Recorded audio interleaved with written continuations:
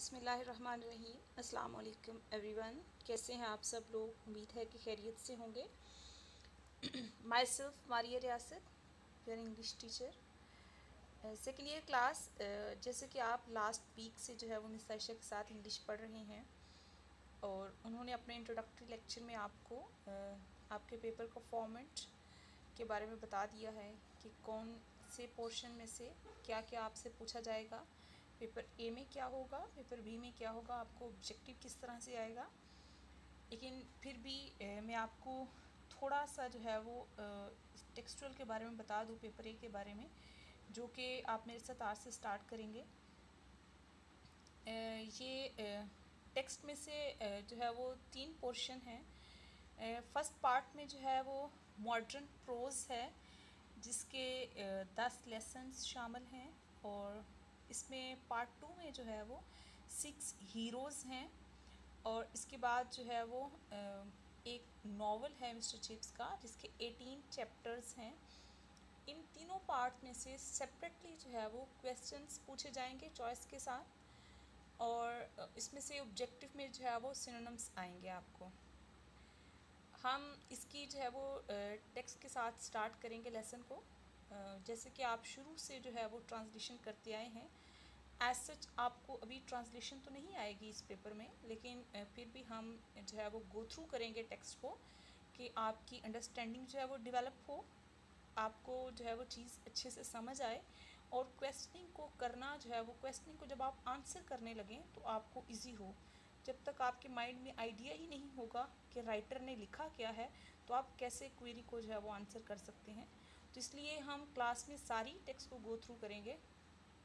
लेकिन जिस तरह पहले डिटेल्ड में किया जाता था बड़ी डीपली, उस तरह से तो नहीं होगा, लेकिन हम जो है वो फॉर्मली इसको मुकम्मल जो है वो क्लास में पढ़ेंगे।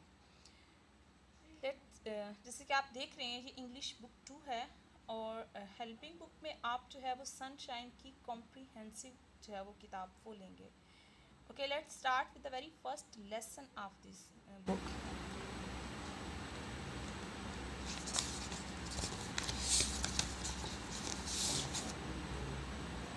ये आप देख रहे हैं कंटेंट में, ये फर्स्ट पार्ट में 10 लेसन्स हैं, और सेकंड में जो है वो 6 हीरोज़ हैं। मैं आपको जो है वो तरीक़ेकार बता दूं कि हम इसमें जो है वो डेली बेसिस पे टेक्स्ट पढ़ेंगे। हम आज चूँकि आपका फर्स्ट डे है, आपको बर्डन नहीं किया जाएगा। 2 से 3 पैराग्राफ्स पढ़ेंगे, और रैपिडली इसलिए पढ़ रहे हैं कि आपने जो है वो इसको डीपली नहीं पढ़ना है, और ना ही इसको याद करना है, जिससे आइडिया गेन करना है। और एक तो हम टेक्स्ट पढ़ेंगे, और उसके बाद जो है वो हम में जो मेन और इम्पॉर्टेंट वर्ड्स होंगे, जैसे कि यहाँ पे आप देख रहे हैं मैंने अंडरलाइन किए हुए हैं, उन अल्फाज को जो है वो मैं अंडरलाइन करूँगी, और उसके हम मानी अल्फाज जो है वो आपने याद करने होंगे सिनोनिम्स के लिए, ऑब्जेक्टिव के लिए, और ऐसे ही आपकी वोकैब भी इम्प्रूव होगी। और उसके बाद जो है वो तीसरा काम हम ये करेंगे, आज तो आपको मैं कोई क्वेश्चन नहीं दूंगी because it's a first day with me, और सुबह से जो है वो इसके साथ जितने हम पैराग्राफ्स पढ़ेंगे, उसमें से जो भी क्वेश्चंस निकलते होंगे,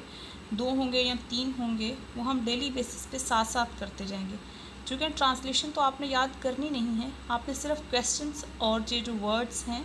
इनके हम मानी अल्फाज जो हैं वो याद करने हैं। होप सो कि आपको समझ आ गई होगी। अगर फिर भी कोई कन्फ्यूजन हो तो आप क्वेश्चन कर सकते हैं। Okay, let's start with the very first line. A few stars are known. Okay, the title is the dying sun. Dying is mostly used for death, destruction के मानों में आता है, डेथ के मानों में, लेकिन चूंकि यहाँ पे सन के लिए इस्तेमाल हुआ है तो इसका मतलब है सूरज का ज़वाल, सूरज की डिस्ट्रक्शन, उसकी तबाही। A few stars are known, कुछ सितारे ऐसे हैं जो जाने जाते हैं, विच आर हार्डली बिगर, जो कि बमुश्किल ही बड़े होंगे, दैन दी अर्थ, हमारी ज़मीन की निस्बत। यहाँ पे वो हमें ड्रामे फल्की, ये जो कायनात के महवर में गर्दिश करने वाले सितारे और सियारों के बारे में बताता है, और इन सितारों और सियारों के मरकज़ में जो हमारी ठहरी ज़मीन है, इसके बारे में भी जो है वो हमें इन्फॉर्म करता है कि इसकी जो है वो वक़्त कितनी है, इसकी इम्पोर्टेंस क्या है, इसका हुजम क्या है, इसकी क्रिएशन कैसे हुई। A few stars are known, कुछ सितारे ऐसे हैं जो जाने जाते हैं, चंद सितारे जो कि विच आर हार्डली बिगर, जो बमुश्किल बड़े होंगे दैन दी अर्थ, हमारी ज़मीन की निस्बत। यानी कुछ सितारे ऐसे भी हैं जिनका वॉल्यूम जो है, सब्सटेंस जो है वो हमारी ज़मीन से कम है, बट लेकिन most of them are so large, लेकिन उसमें से ज़्यादातर जो हैं वो इतने बड़े हैं दैट के hundreds of thousands of earth, कि अगर ऐसी हज़ारों अरबों ज़मीनें हों, कुड बी पैक्ड, तो इनको समाया जा सकता है, उसके अंदर पैक किया जा सकता है, बंद किया जा सकता है, इनसाइड ईच, हर एक के अंदर, and leave room to spare, तो उसके बाद भी जो है वो जहाँ पे स्पेस बच जाती है, जगह बाकी रहती है। हियर एंड देयर, यहाँ और वहाँ पे, वी फाइंड, हम पाते हैं, हम देखते हैं, एंड इमेंस स्टार, एक इतना वसी, इतना बड़ा सितारा, लार्ज इनफ, जो कि इतना बड़ा है, टू कंटेन, कि वो मुश्तमिल है, millions and millions of earth, अरबों खरबों की ज़मीन पे, and the total number of stars, और सितारों का जो कुल तादाद है इन द यूनिवर्स, इस कायनात के अंदर, इज़ प्रोबेबली समथिंग, वो गालबन कुछ है, like the total number of grains of sand, रेत के ज़र्रों के बराबर है, जितनी रेत के ज़र्रों की तादाद है उनके बराबर जो है वो इस कायनात में सितारों की तादाद है। और वो कौन से रेत के ज़र्रे? On all the sea shores of the world, पूरी दुनिया के साहलों पे जो मौजूद रेत है उसके ज़र्रे अगर जो है वो जितने वो हैं उतने पूरी कायनात में जो है वो सितारे मौजूद हैं। सच इज़ द लिटलनेस, ऐसी है हमारी वक़्त, ऐसी यानी नीच है, इतनी छोटी है, ऑफ आर होम, हमारा ये घर है, इन स्पेस, इस खला में, व्हेन, जब, मेयर्ड अप, जब हम इसको मापते हैं, मुकाबलतन देखते हैं, इसका एनालिसिस करते हैं, against the total substance of the universe, इस कायनात की कुल जो हुजम है उसके मुकाबले में। यहाँ पे उसने हमें जो है वो इन्फॉर्म किया है सितारों के बारे में कि कायनात में उनकी तादाद कितनी है, और एग्ज़ाम्पल के थ्रू जो है वो क्लियर करता है कि कैसे, जैसे पूरी दुनिया के साहलों पे मौजूद रेत के ज़र्रों को इस तरह से नहीं काउंट किया जा सकता, बिल्कुल जो है वो ऐसे ही है कि कायनात में मौजूद सितारों की तादाद को भी जो है वो नहीं गिना जा सकता। वी कैन जस्ट इमेजिन कि वो कितने सितारे होंगे, जैसे हम रेत के ज़र्रों के बारे में जो है वो एक इमेजिनेशन क्रिएट करते हैं। These millions of stars are wandering about in space, और ये जो लाखों अरबों सितारे हैं ये हमारी खला के अंदर घूमते हैं, वांडर करते हैं, वांडर होता है यहाँ से वहाँ फिरते रहना, चलते फिरते रहना।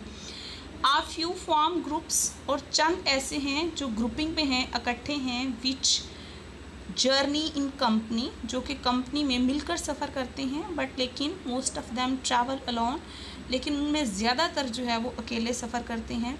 एंड दे ट्रैवल, और वो सफ़र करते हैं थ्रू यूनिवर्स, इस पूरी कायनात से, सो इमेंस दैट, इतना स्पेशियस वे में इतने बड़े हैं, दैट के it is very very rare, कि ये बहुत नायाब है इवेंट, यानी कि बहुत गैर आम सी बात है, बहुत अनयूजुअल है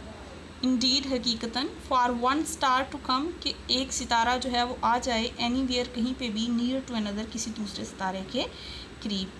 फॉर, क्योंकि द मोस्ट पार्ट, ज़्यादातर हिस्सा, ईच स्टार मेक्स, ज़्यादातर हिस्से में ईच स्टार मेक्स इस वॉयज इन कंप्लीट लोनलीनेस, यानी ज़्यादातर हिस्से में ऐसा होता है कि सितारे अपना सफ़र जो है वो मुकम्मल तौर पे अकेले रह के करते हैं, लाइक अ शिप, जैसे कोई बहरी जहाज़ कर रहा होता है, ऑन एन एम्प्टी ओशन, किसी एक खाली समुंदर में। यहाँ पे वो एग्ज़ाम्पल देता है कि गो के सितारों की तादाद इस कायनात में बहुत ज़्यादा है, लेकिन इसके बावजूद वो सारे जो है वो अपने अपने मदार में अलग-अलग रह के गर्दिश कर रहे होते हैं। ऐसा कभी भी नहीं हुआ कि वो ऐसे गर्दिश करते हुए, मूव करते हुए किसी दूसरे के करीब चले जाएं। इन a scale model,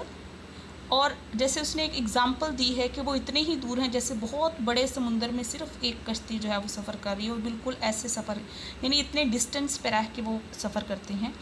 in a scale model, और अगर इसी नमूने पे हम जज करते हैं, इन विच, जिसमें द स्टार्स आर शिप्स, यानी आप इमेजिन करें कि सारे सितारे जो हैं वो जहाज़ हैं, the average ship will be well over a million miles from its nearest neighbour. तो हर शिप जो है वो, चूँकि हर शिप हर एक समुद्र में सिर्फ एक ही है, तो ऐसे ही आप फासला देख लें तो वो अपनी करीब तरीन शिप से भी जो है वो लाखों मील दूर होगी। फ्रॉम दिस, इस बात से it is easy to understand, हम बड़ी आसानी से समझ सकते हैं वाई आ स्टार, कि क्यों एक सितारा सेल्डम फाइंड्स, कि कैसे कभी कभार शाज़ो नादर ही ऐसा होता है कि वो मिल जाए अनदर, किसी दूसरे को पा ले, एनीवेयर कहीं पे, नियर इट अपने नज़दीक। वी बिलीव, हम यकीन रखते हैं, हाउएवर ताहम, that some 2000 million year ago, कि 2 अरब साल पहले दिस रेयर इवेंट प्लेस, ये नायाब किस्म का वाक़या रूनुमा हुआ, एंड दैट अनदर स्टार, और एक दूसरा सितारा, वॉन्डरिंग ब्लाइंडली थ्रू स्पेस, जो कि खला में जो है वो अंधाधुन हरकत कर रहा था, happen to come near the sun, कि वो सूरज के करीब आ गया, just as the sun and moon, बिल्कुल ऐसे ही जैसे सूरज और चाँद, raise tides on the earth, वो अपनी कशिश के ज़रिए ज़मीन से लहरें खींचते हैं। सो दिस सेकेंड स्टार, तो वो दूसरा सितारा जो सूरज के करीब आया था, must have raise tides on the surface of sun, उसकी कुर्बत ने भी जो है वो सूरज पे कशिश जो है वो खींचनी, कशिश शकल पैदा करनी शुरू कर दी। बट लेकिन they would be very different from the little tides, लेकिन वो लहरें जो थीं, वो जो छोटी लहरें चाँद जो पैदा करता है उससे बहुत मुख्तलिफ थीं, which the small mass of the moon raises in our ocean, जो कि बहुत छोटे हुजम वाला जो चाँद है वो पैदा करता है हमारे समुद्रों में। An immense tidal wave must have travelled over the surface of the sun, एक बहुत ह्यूज किस्म की लहर जो है वो उसने हरकत करनी शुरू कर दी सूरज की सतह के ऊपर। एट लास्ट, आखिरकार, फार्मिंग अ माउंटेन, उसने एक जो है वो पहाड़ी को तश्कील दिया, सो हाई, इतना ऊंची, दैट के you can hardly imagine it, कि हम बमुश्किल ही उसका तसव्वुर कर सकते हैं।